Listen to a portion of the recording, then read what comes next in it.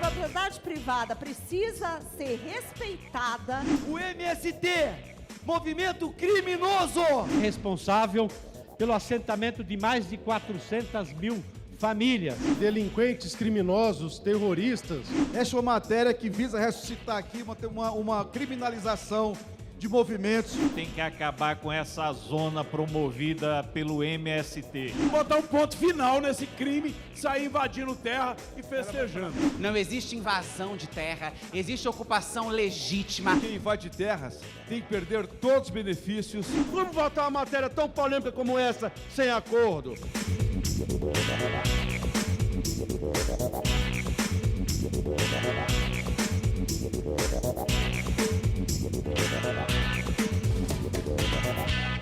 Na semana do dia 17 de abril, data que recorda o massacre de Eldorado dos Carajás no Pará em 1996 e marca a luta pela reforma agrária no país, o debate que dominou o plenário foi em torno da aprovação de um pedido de urgência à proposta que estabelece sanções administrativas aos ocupantes e invasores de propriedades rurais e urbanas. Pelo projeto de lei, o invasor de terra fica proibido de receber qualquer benefício ou auxílio de programas sociais federais, de ser nomeado para cargo público ou de comissão e de contratar com o poder público. Aprovado o regime de urgência, agora a proposta está pronta para ser analisada em plenário. Mais uma vez, o Brasil acompanha atônito o que delinquentes, criminosos, terroristas, com suas práticas reiteradas de crimes de invasão, extorsão, muitas vezes homicídio e tortura, chamam de abril vermelho. E dizem em alto e bom tom que não interessa nenhum movimento que possa ser feito para atendê-los, continuarão perpetrando os seus crimes. Com o intuito de trazer paz no campo, de alguma forma consolar aqueles que realmente produzem em nosso país, foi apresentado o presente projeto de lei, cuja urgência é votada nesse momento, principalmente por conta da situação emergencial que a medida se impõe. Esse é um projeto que, na verdade, contém vários absurdos. Votamos não à urgência para ele, como antecipamos também o nosso voto não ao mérito. Esta é uma matéria que visa ressuscitar aqui uma criminalização de movimentos. É uma tentativa de botar um sinal de criminalização numa luta fundamental em nosso país pela democratização do acesso à terra, pela produção, pelo respeito a trabalhadores e trabalhadoras rurais em nosso país. O Brasil tem que acabar com essa zona promovida pelo MST. A agricultura brasileira, a agropecuária, necessita de segurança jurídica. E o Bloco União tem esse compromisso com o Brasil. Portanto, a urgência é mais do que devida. Estes projetos que estão colocados é uma grave violação dos direitos humanos. Não existe invasão de terra, existe ocupação legítima, reconhecida pelo Judiciário, e esta casa, mais uma vez, se coloca na contramão da defesa dos mais vulneráveis, dos mais precarizados. Nós tivemos uma CPI aqui extremamente necessária que não deu em nada. É importante respeitar os direitos humanos, é importante respeitar os movimentos em defesa e a ocupação das terras. Quem invade terras tem que perder todos os benefícios. Aliás, nem pode ter benefícios quem invade terras. É um belo projeto que será aprovado pela essa casa para o bem, para respeito aos proprietários de terra no Brasil. Porque direito sagrado, que não podemos abrir mão, direito à propriedade e direito à liberdade de expressão. Os discursos estão falando sobre imóveis rurais. Eu quero sair um pouco dos imóveis rurais. Esse texto desse projeto fala de imóveis urbanos. Por exemplo, Salvador hoje chove, uma pessoa em situação de rua aqui usar um imóvel para se abrigar pode ser considerado invasor, senhor presidente, e perder os benefícios que ela tem direito, deputada Érica Ailton. Então, eu quero chamar a atenção aos imóveis urbanos e à situação urbana que esse projeto também consta. Acho que é louvável. Esse projeto coloca os pingos nos is para mostrar que ocupar terra não pode, que propriedade privada precisa ser respeitada e, finalmente, coloca no devido lugar pessoas que acham que, além de invadir, de não trabalhar, pode receber benefício social com dinheiro de quem trabalha, do pagador de imposto. Dia 17 de abril é um dia da nossa lei nacional, Dia Nacional de Luta pela Reforma Agrária. E esta semana é uma semana de luta, onde os trabalhadores do campo do Brasil inteiro participam de atos desde segunda-feira, durante a semana, durante o mês, com mobilizações em defesa da reforma agrária, ocupações de terra, mobilizações em prédios públicos, em rodovias, para fazer um chamamento à sociedade brasileira. É inadmissível que aqui nesse plenário todos os deputados não votem favorável a esse regime de urgência. O MST, movimento criminoso, e eu não falo só do esbulho possessório, dano a patrimônio, porte ilegal de arma, crimes ambientais, extorsão, trabalho análogo à escravidão. Por isso, este plenário e a oposição votam sim contra as invasões de terra, contra os crimes do campo. Estas famílias e o próprio MST, nesse mês de abril, que promove uma série de ocupações como ato de cidadania para que se cumpra a própria Constituição. E é importante a gente celebrar a existência do MST, porque o MST é responsável pelo assentamento de mais de 400 mil famílias que criam perspectiva de vida para os seus filhos, seus netos, e que produzem alimentos saudáveis, produzem alimento. Tanto é que o lema da luta nesse mês é ocupar para o Brasil alimentar. Apenas um alerta aqui àqueles colegas do MDB, do PSD, do Republicanos, que estão liberados, mas votar não nesse requerimento é a mesma coisa de dizer que está a favor de invasão de terra. E eu conheço bem a bancada do MDB, do Republicano, do PSD, e sei que a sua ampla maioria não é a favor de invasão de terra. Portanto, temos que votar sim para botar um ponto final nesse crime, sair invadindo terra e festejando. Os ocupantes e invasores de propriedades urbanas, rurais, eles não podem ser merecedores, por exemplo, de uma regularização. Eles não podem ser contemplados com a regularização. Eles não podem participar de concursos públicos, eles não podem, Capitão Alden, deputado Capitão Alden, eles não podem ocupar cargos públicos. Evidentemente, eles não podem ser beneficiados, pois são criminosos. Eles não podem, de forma alguma, continuar livremente desafiando um país inteiro, desafiando as leis. E eles não podem cometer crime e continuar recebendo benefícios, Bolsa Família, seja lá o que for, deputada Júlia Zanata. Isso é uma excrescência e é por isso que esse projeto de lei tem que ser aprovado hoje, a urgência, e o projeto tem que ser aprovado, sob pena desse parlamento se omitir perante tantos crimes que têm sido perpetrados. No afã de votar de qualquer jeito, fazem agitação no plenário, que é importante votar. Como votar uma matéria tão polêmica como essa sem acordo? Como votar uma matéria dessa hoje? Votou na CCJ e já está aqui? Onde já se viu isso? Estão quebrando o regimento? Isso não pode, senhores líderes da oposição. Não é o desejo de vocês que podem sacrificar o funcionamento democrático desta casa e do Colégio de Líderes. Isso não pode. Eu quero recorrer aos líderes que eu mencionei aqui, para não permitirem. Eu não tenho problema nenhum, comuniquei isso à deputada Bia, líder da oposição. Vamos negociar os termos, vamos conversar daqui até amanhã. Ela mesma me disse, na liderança do governo, não, isso não vai ser votado hoje não, conforme nós combinamos na reunião do Colégio de Líderes. Ao longo de todos esses anos, nunca teve uma política de reforma agrária para dar terra para quem tem vocação para a terra, para quem quer produzir na terra. agora nós temos um banco de terra para baderneiros. Para pessoas que são, na verdade, manipuladas politicamente para produzir eleitoralmente para um partido político. Nós queremos reforma agrária para quem tem aptidão, para quem é vocacionado, para quem não tem um pedaço de terra para plantar, para quem sabe produzir, mas nós não queremos as terras brasileiras e homenagear os foras da lei. A bancada do PSB não participa desse tipo de pauta, não irá participar. Lamento demais, senhor presidente. O rolo compressor está prevalecendo nesse momento. E aí eu pergunto aos líderes, de que adianta esse encontro às terças-feiras? Se o que se combina lá não está valendo no plenário? É uma reunião por uma reunião?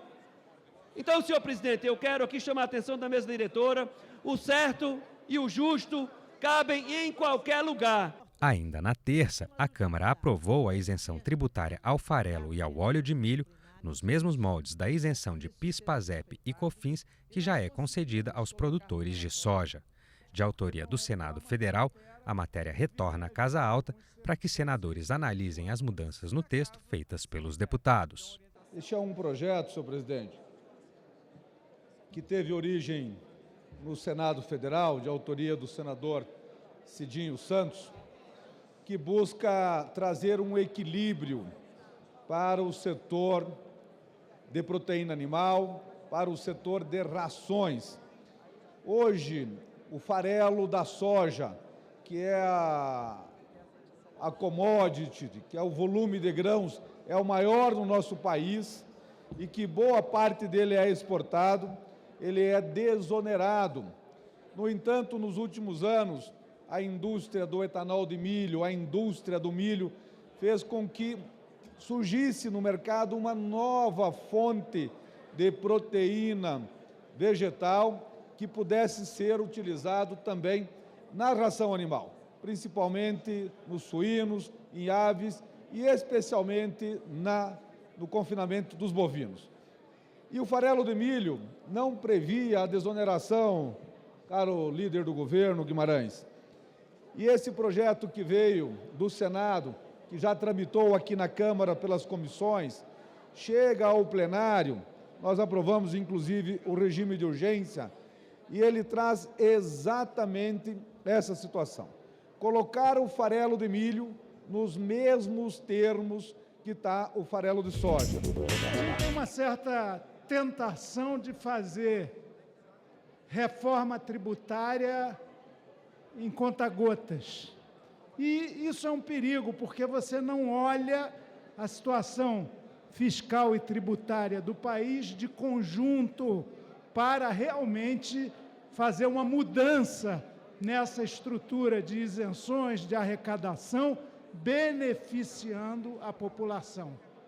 É o caso típico desse projeto, que quer estender ao farelo e óleo de milho o mesmo tratamento tributário concedido à soja, relativamente à incidência da contribuição PIS, PASEF e COFINS. Está errado.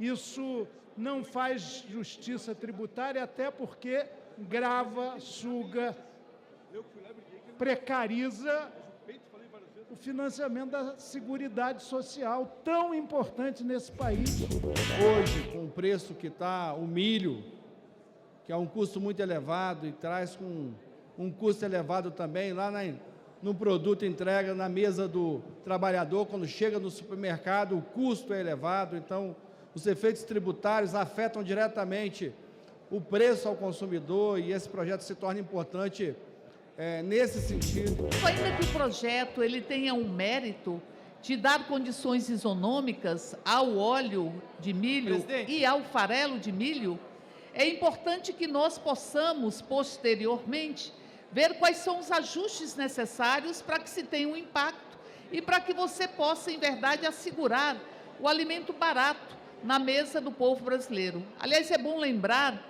que quem produz para o povo brasileiro é a agricultura familiar. O alimento que está na mesa do povo brasileiro, ele vem da agricultura familiar. Muito justo que o trigo também tenha os mesmos benefícios da soja. Isso qualquer um que seja do agro entende. Mas quem não sabe a diferença entre sorgo e soja tem que ficar simplesmente na nuvem que não brilha, que não aparece, que não molha, nuvens apenas passageiras, porque de verdade é aquela nuvem que molha e faz com que o agro cresça e desenvolva muito. Saber o que é soja e o que é sorgo é o mínimo. Tem gente que gosta de falar, você não sabe a diferença disso ou daquilo, e estava ali falando de trigo quando o projeto fala de milho, né? Eu acho curioso esse tipo de situação. O que se trata aqui é estender a isenção de um determinado tributo para um setor específico e não de fazer o debate completo da questão tributária sobre setores da economia brasileira. Aliás, esse debate nós o fizemos neste plenário quando discutimos a reforma tributária. E a reforma tributária simplesmente eliminou esses tributos, PIS, PASEP e COFINS. Nós já acabamos com esse tributo no tempo, com a responsabilidade para que o Estado brasileiro não fique desfinanciado. Num tempo de transição, esses tributos deixarão de acontecer. Agora vem a questão do milho e do farelo, que faz parte da cadeia alimentar muito forte, do agronegócio brasileiro, do cidadão brasileiro. Portanto, esta proposta de isenção do PIS, do PASEP e do COFINS é um gesto desse parlamento de respeito ao mais importante setor da nossa economia, o agronegócio, a agricultura brasileira, que já paga muito caro no sentido da produção dos insumos, que já enfrenta uma série de problemas em períodos que tem chuva ou não tem.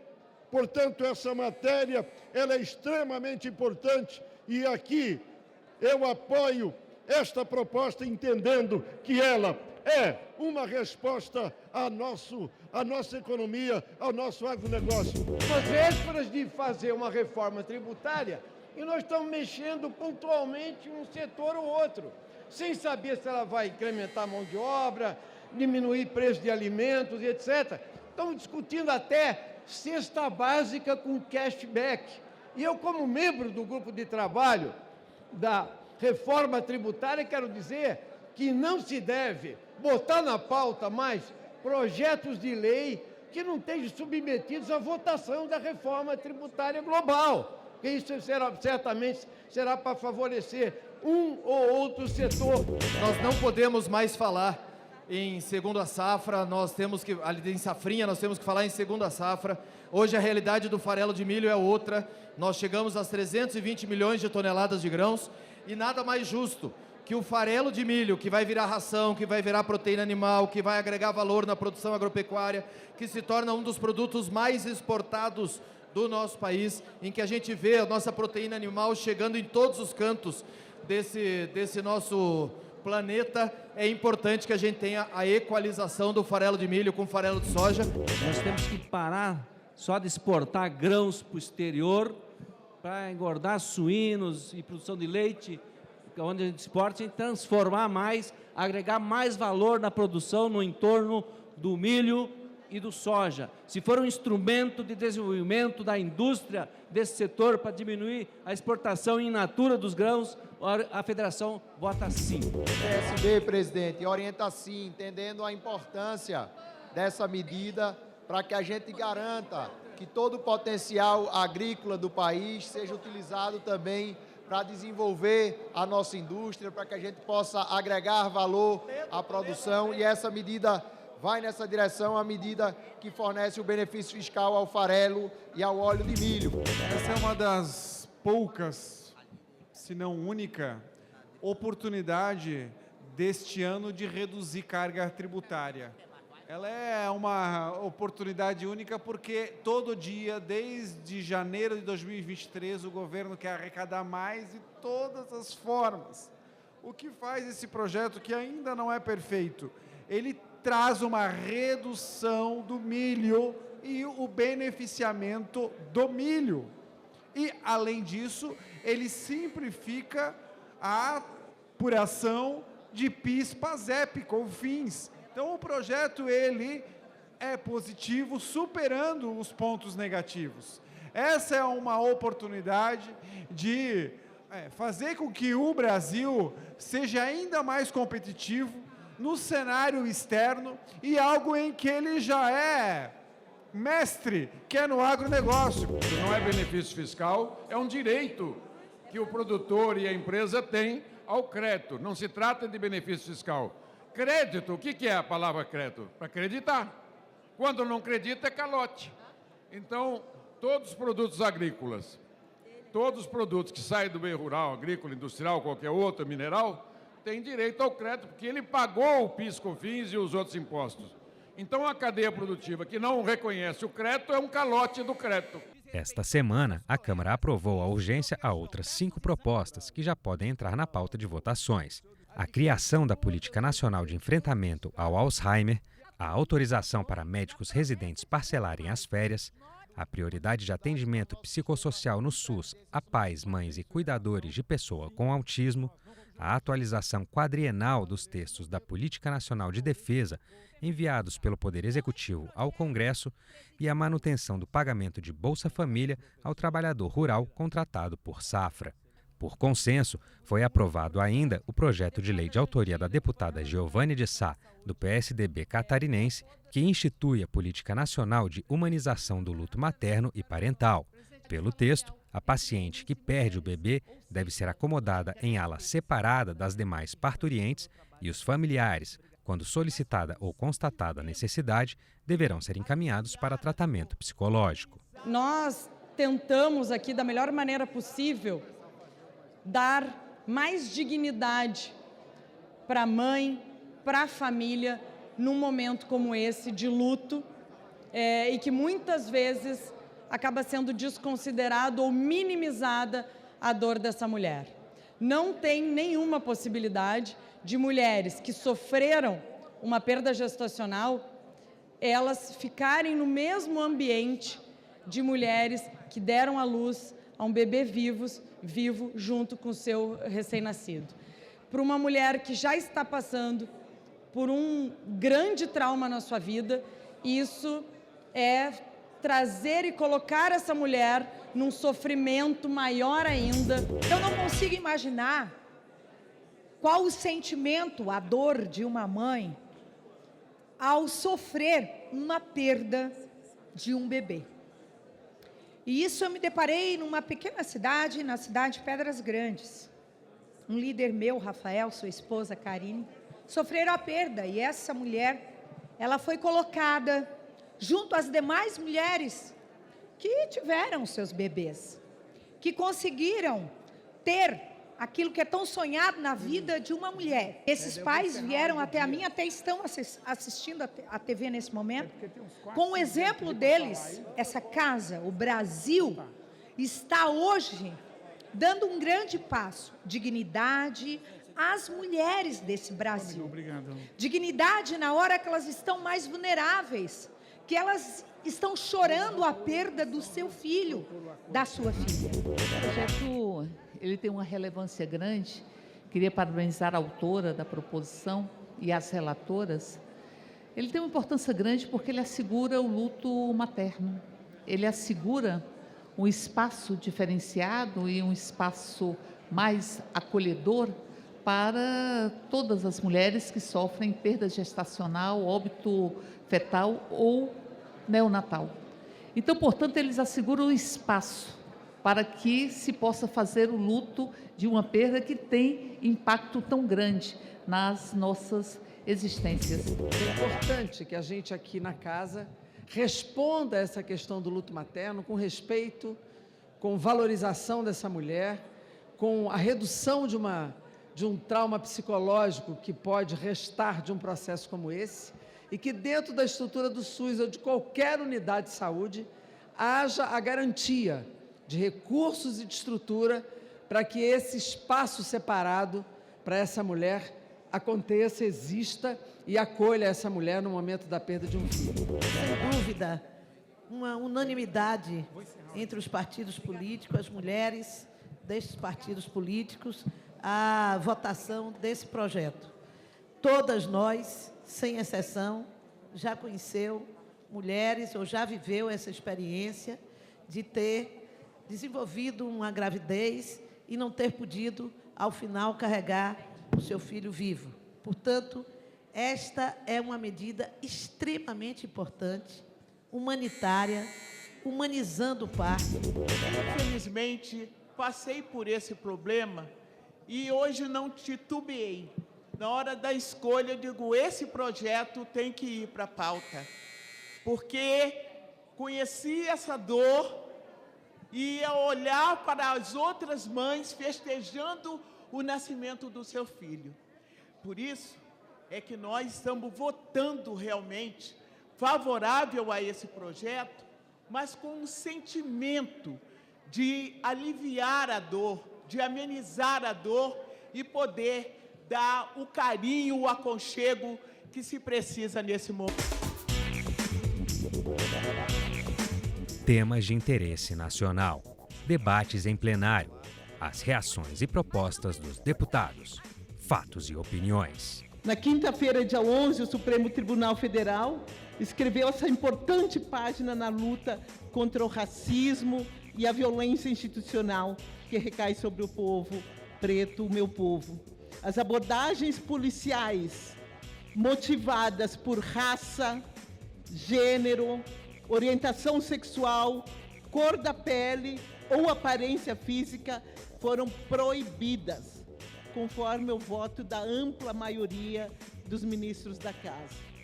Infelizmente, aqui no Brasil, a maioria dos oficiais militares, em pesquisa recente do Fórum de Segurança Pública, entende que a cor da pele define se o sujeito, se o cidadão, se a cidadã é suspeita de crime.